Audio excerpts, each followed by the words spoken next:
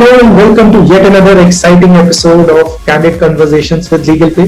I am Kashish, Chief Investment Officer at LegalPay, and this is a small initiative from our end where we interact with industry leaders and experts and try and decode what has been their journey and what has changed during the vast experience and plethora of experience that they capture.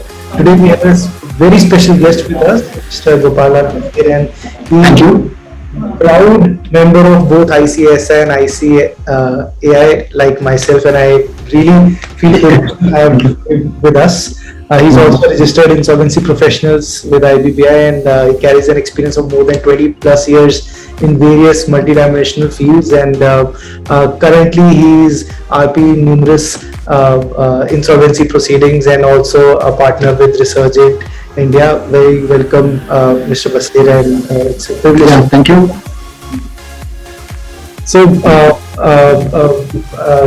I mean, definitely have a lot of experience in different fields, but just want to understand before we begin our discussion, what was the motivation of venturing into something being an RP? Because we understand that the job of an RP is the toughest. You are put in the scenario and are expected to know just over 5 days what has happened over 5 decades in any organization or a corporate data and clean the entire mess. So what was the motivation for you to venture into a resolution professional, and how has the journey been for you?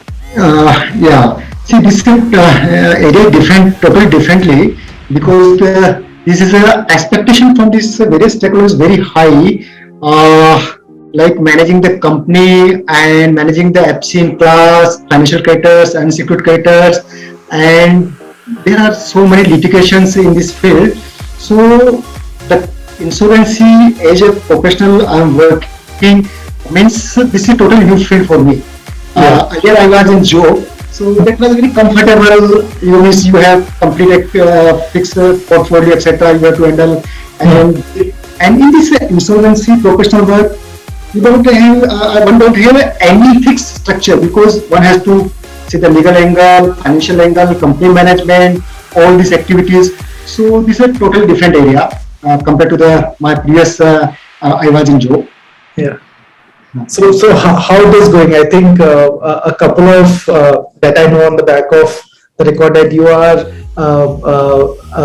RP in numerous cases, specifically the areas which involve home buyers, and that's a very sensitive topic or a very sensitive area for any resolution professionals, because it does not just involve the money of any other body who would have done business in the regular course, but also the emotions. I mean, how industry was shaping up 10 years ago, and we were expecting that Delhi NCR would be the new real estate hub in Indian market, and it was actually booming up at that point in time. But over the last 14-15 odd years, people have been waiting for their various commercial properties, various home buyers waiting for their flats, which does not just have a financial aspect to it, but also an emotional aspect to it. And how do you see this changing, and what's the role that IBC is playing throughout the entire? See, this in this NCR, especially these real estate projects, the home buyers invested their money in last 10 years, 15 years, and due to this certain builders and other construction issues, government license issue, and other issues, so timely delivery was a major concern, and the home buyers they have invested hard-earned money in their projects. The project was struck last 10 years. They invested in 2010, 2012, but they could not get their houses and their investment in the real estate, commercial, etc. So that was a very alarming signal for these investors, and government was also very keen to resolve this issue. And under this IBC, I am totally agree. The cases are resolving, and most probably the home buyers are getting in this COC meetings, because this in 2018 the earlier only FC were allowed to form the COC. After that, government has initiated to take the confidence of these home buyers, so they allowed FC in class. So now the decision making is with the FC in class in most of the cases in home buyers, and the resolutions are coming in this real estate cases. Okay, and as an RP, how difficult it is to manage the entire FC? Yeah, it's a in these home buyers cases, one is thing is the contribution, because they already face this a lot of money invested in the company. They are not willing to invest or take contribution to run the CIRP also. So there is a major concern, because the building they left by the builder is under construction or whatever. So funds are not available with the company's CD accounts, and to manage the show and to complete the unfinished projects is a major challenge in this real estate. And the home buyers' expectation is to get the deliver of this their home or real estate, whatever they are invested. So they are just expecting to just get from the RP, because see, after the builder, they consider the RP is the final authority. So they approach the RP, then they will get their house, their shops, etc. So that is a very means handling the 500 this like in one couple data formalities or other is a challenging task, because to satisfy each and every. And second most of these claim related issues with the home buyers, because they invested in these projects in different kinds. So the builder said not issue the receipt of the payment, etc. So collection of these claims are the major issues in the home. No, absolutely. This has been a challenge in real estate since decades, and I was also speaking with, and when you said that the home buyers also consider RP as the final authority, I was also speaking to one of the RPs, and he said that after he being appointed as the RP of, and that complex had people living in some part of the area, and they now referred the RP to even the smallest or the minutest thing, that this pothole is not covered and stuff, and very minor petty issues. Have you even similar sort of a stance, just on a lighter note, where you have been approached by different home buyers and asking you to kind of fix the operational challenges and issues? And second more challenge is the litigations, because the court, the doors of court doors are open for everybody. So everybody is approaching the court for each and every start. So RP has to respond all these litigations, all these applications. So this is a illegal part, and litigation is a major challenges for RP in this insolvency process.